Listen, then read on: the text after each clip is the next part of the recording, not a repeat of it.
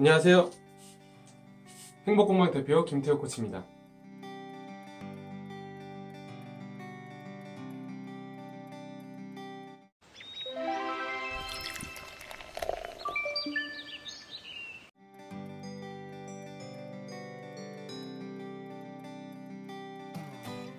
한 프레임에 넣어라. 이거는 제가 이제 만나는 학생들 또는 이제 제가 학습 코칭을 진행하는 고객들에게 제가 정말 강조하는 부분이고 저의 어떤 개인적인 노하우예요. 그래서 다른 분들이 이렇게 똑같이 사용하고 계신지는 잘 모르겠지만 저는 적어도 이걸 누구한테 배워서 했다거나 이렇게 한 건 아니었거든요. 우리의 뇌는 무언가를 이제 기억에 해낼 때, 인출을 해낼 때 이거랑 연관된 다른 것들을 같이 인출하는 그런 성격이 있어요. 우리가 점심시간에 뭘 먹었는지 이런 것들을 한번 기억해낼 때 그때 뭘 먹었는지 그것만 기억나는 게 아니라 어떤 일이 있었는지도 같이 기억나는 거, 그거랑 비슷하죠. 그러면 어떻게 해서 이 집어넣을 때도 연관을 시켜서 집어넣을까요? 이게 바로 제가 말하는 한 프레임에 넣어야 된다라는 이야기입니다. 우리가 특정 과목에서 외워야 되는 것들, 특히나 어떤 연관된 것들은 이것들을 한 프레임 안에 집어넣어서 외우셔야 돼요. 저는 이제 이거를 제 고객들에게 이야기할 때 원페이지 정리라고 표현을 하는데, 원페이지 정리를 하는 것이 좀 중요하다고 봐요. 이렇게 A랑 B랑 C랑 세 개의 어떤 글자가 있다라고 보죠. 이거를 어떤 페이지에서 A를 따로 배우고 한참 넘어가다 보면 이제 B를 배우고 거기서 더 넘어가면 C를 배운단 말이죠. 그게 우리 교과서의 특징이에요. 우리가 배워야 될 개념들과 암기해야 될 것들을 모두 다 책에서는 설명을 해내야 되기 때문에 어쩔 수가 없어요. 근데 종이 지면에 한계가 있는 거죠.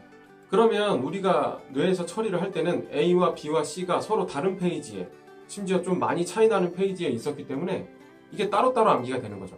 따로따로 암기가 됐기 때문에 인출도 당연히 따로따로 될 거고, 그러니까 우리가 시험 상황에서 연관성을 찾아내고 그걸 여러 개를 합쳐서 응용하는 것들이 쉽지 않은 거죠. 하지만 이런 것들의 연관성을 한 페이지 안에다가 표현해서 암기를 했다면 A와 B와 C 이렇게 세 개가 있을 때 B가 기억이 안 난다 하더라도 A랑 C 둘 중에 아무거나 하나만 기억이 나면 마치 딸려오듯이 A가 기억이 올라올 때 B가 같이 떠올란다는 거죠. 그래서 제가 암기를 해야 되는 것들을 어떤 한 프레임 안에 집어넣어서 암기하라고 강조를 합니다.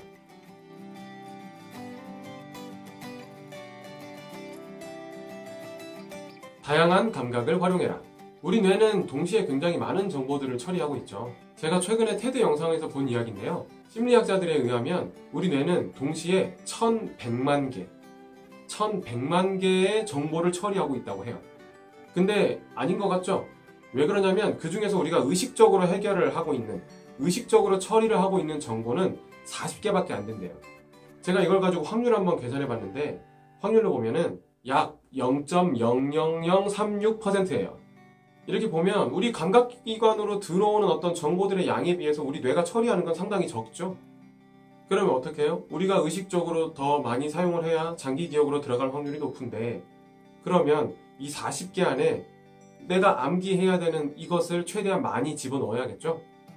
그러니까 몸을 사용하면서 뭐 손을 움직이면서 한다거나 뭐 신체 어떤 부분을 이렇게 두드리면서 이야기한다거나 또 활동을 하면서 외운다거나 이런 것들을 통해서 우리가 외워야 될 것들, 그것을 외울 때 또 다른 신체 감각, 그걸 연결시켜서 같이 외우라는 거죠. 그렇게 해서 이 처리되는 40개, 이 40개 안에 내가 외워야 될 것들이 텍스트만 있는 것이 아니라 다른 것이 연관돼서 같이 들어간다고 하면 우리 40개 중에 우리가 암기해야 될 것들이 차지하는 비율이 점점 높아질 거잖아요. 이 비율이 높아지면 당연히 우리 뇌에서 조금 더 중요한 정보를 처리할 수 있겠죠.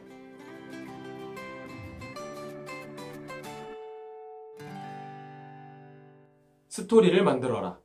계속 뇌에 대한 이야기를 하고 있어요. 우리 뇌는 기본적으로 무작위로 나열된 그런 단어들을 별로 좋아하지 않아요. 우리가 어떤 영어 소설책, 영어로 된 소설책을 읽는다고 치죠. 우리 주변에 보면 가끔씩 영어로 된 소설책을 읽는 분들이 계세요. 그런데 그런 분들이라 하더라도 그냥 영어 단어만 그냥 쭉 나열되어 있는 영어 단어장, 그거를 소설책 읽듯이 정독하라고 하면 아마 굉장히 지루하고 보기 싫으실 거예요. 심지어 그렇게 아무 의미 없이 나열해 놓은 그런 단어들을 암기하고 한번 떠올려 봐라 라고 이야기하면 더 힘들겠죠. 그런데 그럼에도 불구하고 우리는 더 많은 단어로 구성되어 있는 어떤 소설 속의 스토리, 이런 것들은 더 기억에 잘 남아요.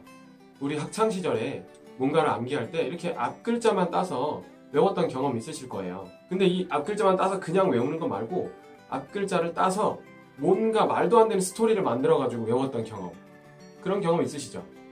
뭐 그런 경험이 없으시다고 하더라도 그런 식으로 강의를 하는 어떤 선생님들을 보신 적은 있으실 거예요.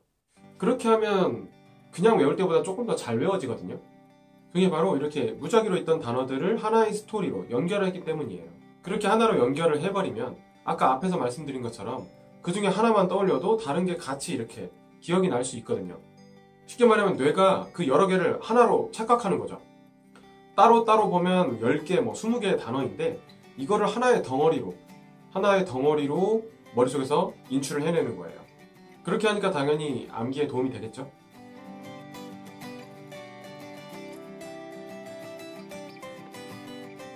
운율을 만들어라.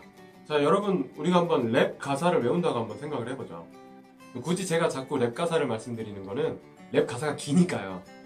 완전히 처음 보는 랩 가사를 이렇게 프린트 하셔서 교과서 읽듯이 그냥 교과서 읽는 어조로 쭉 읽으면서 한번 외워보세요. 아마 외우시기 되게 힘드실 거예요. 하지만 그 곡의 어떤 분위기 또는 운율, 이런 것들을 다 숙지하고 나서 그것을 외운다고 하면 조금 더 쉬워지는 것을 느끼실 거예요. 우리가 유치원생들한테 어떤 단어라 가나다라 이런 한글 같은 거, 처음 막 단어를 배우고 있는 아이들에게 한글 어떤 문자를 가리킬 때 그냥 그거를 나열해 주는 것이 아니라 노래에 넣어서 이제 같이 따라 부르고 이렇게 하는 거랑 같은 거예요. 그러니까 그냥 이렇게 글자로만 따로따로 보면 머릿속에 잘 안 남지만 거기에 운율이 같이 붙으면 조금 더 잘 남는다는 거죠.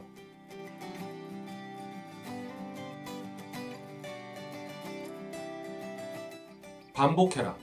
여러분, 서양에서 말하는 인간관계의 황금률 있죠? 내가 대접받고 싶은 대로 상대방을 대접해라. 이게 서양에서 말하는 인간관계의 황금률인데요. 방금 말씀드린 이 반복해라가 사실 암기법의 황금률입니다. 위에 이런 방법들 다 하신다고 해도 반복이 없으면 사실 거의 소용이 없다고 봐도 무방해요. 우리 뇌에서 이 단기 기억에서 장기 기억으로 넘어갈 때 반복 횟수가 아주 큰 영향을 주거든요. 물론 이렇게 한 번만 봐도 이렇게 이미지로 통째로 다 기억을 하신다거나 그런 특별한 능력을 가진 그런 분들도 많이 계시죠. 근데 뭐 그렇게 기억이 잘 나는 그런 분들은 사실 이런 영상을 보고 계시지도 않을 거니까요. 그렇지 않은 우리 대부분의 일반인 분들, 반복을 귀찮아하시고 반복은 안 하면서 암기가 안 된다고 말씀하시면 안 되겠죠? 자, 여기까지 제가 9가지 방법을 말씀드렸습니다. 여러분 어떠셨나요? 근데 지금 쭉 다 들어보시면 아시겠지만 9가지를 동시에 다 하실 수는 없어요. 그 중에 지금 각자 자신이 공부하고 있는 교과목을 딱 보시고 여기 있는 9가지 방법 중에 잘 맞을 것 같은 방법 한 몇 가지를 한번 실험해 보시고요. 그 실험하신 방법 중에서 가장 나에게 잘 맞는 방법, 그 방법을 채택해서 공부하실 때 활용을 하세요. 그리고 이 영상이 도움이 되셨다면 구독과 좋아요 잊지 마시고요. 저희 행복공강은 여러분의 행복을 응원하겠습니다. 끝까지 시청해주셔서 감사합니다.